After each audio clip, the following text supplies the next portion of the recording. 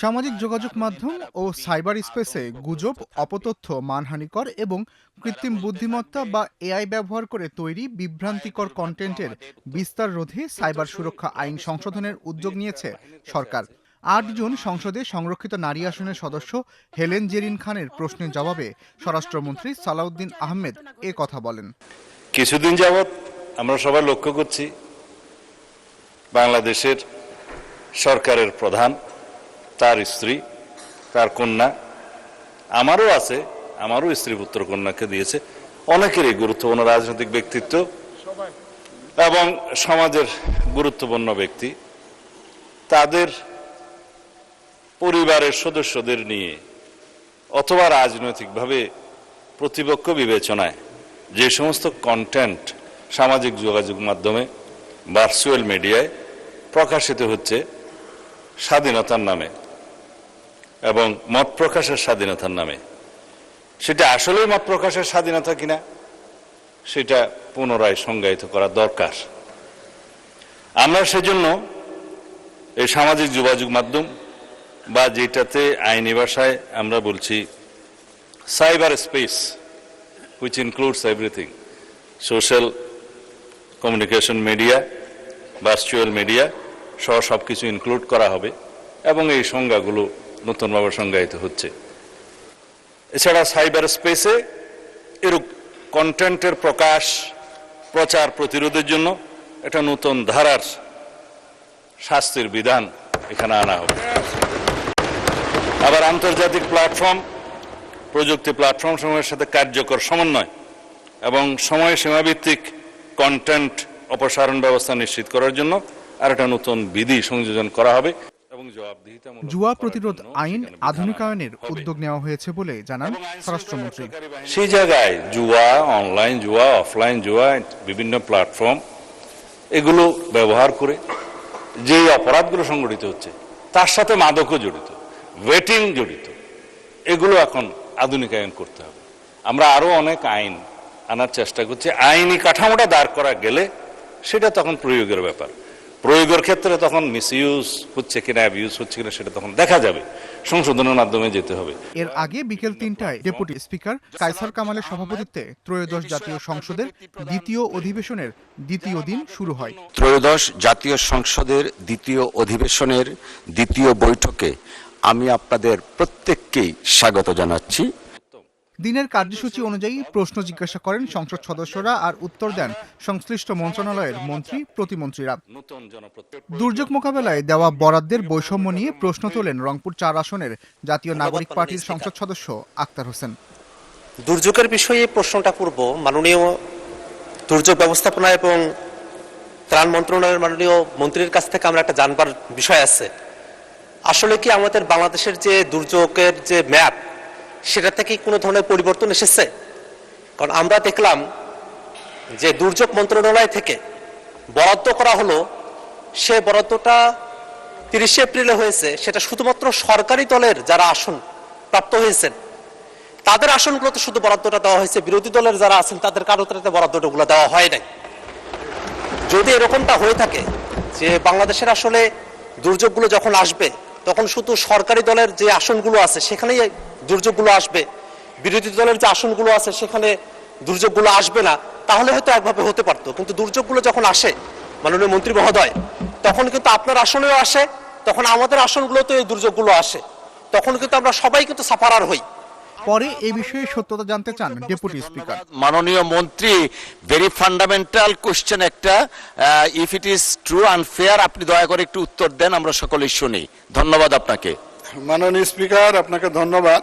মাননীয় সদস্যকে ধন্যবাদ। আমাদের মন্ত্রণালয় থেকে তো বিভিন্ন প্রকারের কার্যক্রম পরিচালিত হয়। উনি স্পেসিফিকভাবে যে কথাগুলো উত্থাপন করেছেন, দুর্যোগের নানাবিধ কার্যক্রম আমি একটু আলোচনা করেছি যে আমরা বন্যা আশ্রয় কেন্দ্র করি, ঘূর্ণিঝড় আশ্রয় কেন্দ্র করি। যখন যেখানে দুর্যোগ সংগঠিত হয় জেলা পর্যায়ে প্রত্যেকটা জেলা প্রশাসকের কাছে আমাদের বরাদ্দ দেওয়া রয়েছে, জিআর ক্যাশ এবং জিআর রাইস। আর উনি টিআর কাবিখার কথা বলেছেন, যে সমস্ত এমপি মহোদয়রা আমাদের কাছে চাহিদা পত্র দেয় সেখানে আমরা বরাদ্দ দিয়ে থাকি। আমার মনে হয় যে কাল পরশুর মধ্যে ওনারা ওনাদের বরাদ্দ পেয়ে যাবেন। ধন্যবাদ। আপনারাও পেয়ে যাবেন। ধন্যবাদ আপনাদের। বিদেশ যাত্রার ক্ষেত্রে বিনা সুদে ব্যাংক ঋণ দেওয়া নিয়ে এক সংসদ সদস্যের প্রশ্নের জবাবে প্রবাসী কল্যাণ প্রতিমন্ত্রী নুরুল হক বলেন, ভবিষ্যতে সরকার নির্বাচনী ইশতেহার বাস্তবায়নে যদি এমন কোনো উদ্যোগ নেয় তবে তা বাস্তবায়ন করা হবে। যে বর্তমানে বিনা সুদে কোনো ঋণ চালুর কোনো স্কিম সরকারের নাই, তবে আমাদের দেশের বর্তমান সরকার মাননীয় প্রধানমন্ত্রী বৈদেশিক কর্মসংস্থানের প্রতি বেশ একটা আগ্রহ এবং গুরুত্ব আছে। তার পরামর্শ আছে এই সেক্টর নিয়ে কিভাবে ডেভেলপ করা যায়। সেই বিবেচনায় ভবিষ্যতে সরকারের নির্বাচনী ইশতেহার অনুযায়ী যে 1 কোটি বিদেশি কর্মসংস্থান সৃষ্টির একটা আমাদের টার্গেট আছে, সেটা পূরণের লক্ষ্যে হয়তো ভবিষ্যতে এই সিদ্ধান্ত সরকার যদি গ্রহণ করে তখন হয়তো এটি বাস্তবায়ন করা যাবে। ধন্যবাদ। আমদানি রপ্তানির আড়ালেই অর্থ পাচার নিয়ে রুমিন ফারহানার প্রশ্নের জবাব দেন বাণিজ্য মন্ত্রী খন্দকার আব্দুল মুক্তাদির। আমদানি এবং রপ্তানির আড়ালে প্রতি বছর $8 বিলিয়ন মতন টাকা বিদেশে পাচার হয়ে যাচ্ছে। মাননীয় মন্ত্রীকে আমাদের বলবেন এই ধরনের পাচার বন্ধ করবার ক্ষেত্রে বাণিজ্য মন্ত্রণালয়ের কিছু করবার আছে কিনা, যদি থাকে সেটি কি, এবং এই ব্যাপারে সরকারের কোনো উদ্যোগ আছে কিনা। ধন্যবাদ মাননীয় স্পিকার। মাননীয় স্পিকার, এই ব্যাপারে আমরা সচেতন আছি, আমরা স্টাডিও করছি। যদি আমাদের নজরে এরকম কোনো বিষয় আসে, আমি হাউসকে আশ্বস্ত করতে চাই যথাযথ ব্যবস্থা আমরা নিব। এদিন সংসদ সদস্যরা জনগুরুত্বপূর্ণ বিষয়ে মনোযোগ আকর্ষণ করেন। সংরক্ষিত নারী আসনের সংসদ সদস্য নীলুফার চৌধুরী মনি ঢাকা ও ঢাকার বাইরে দখল হয়ে যাওয়া খেলার মাঠ ও পার্ক উদ্ধারে স্থানীয় সরকার ও পল্লী উন্নয়ন মন্ত্রীর মনোযোগ আকর্ষণ করেন। পার্ক ও খেলার মাঠগুলো সাধারণ ব্যবহারকারীদের জন্য কোনোভাবেই নিরাপদ নয়। এগুলোকে মাদকসেবীদের হাত থেকে মুক্ত করতে সিটি কর্পোরেশন ও সকল শহর কর্তৃপক্ষ জরুরি ভিত্তিতে প্রয়োজনীয় পদক্ষেপ গ্রহণ করা অত্যন্ত জরুরি।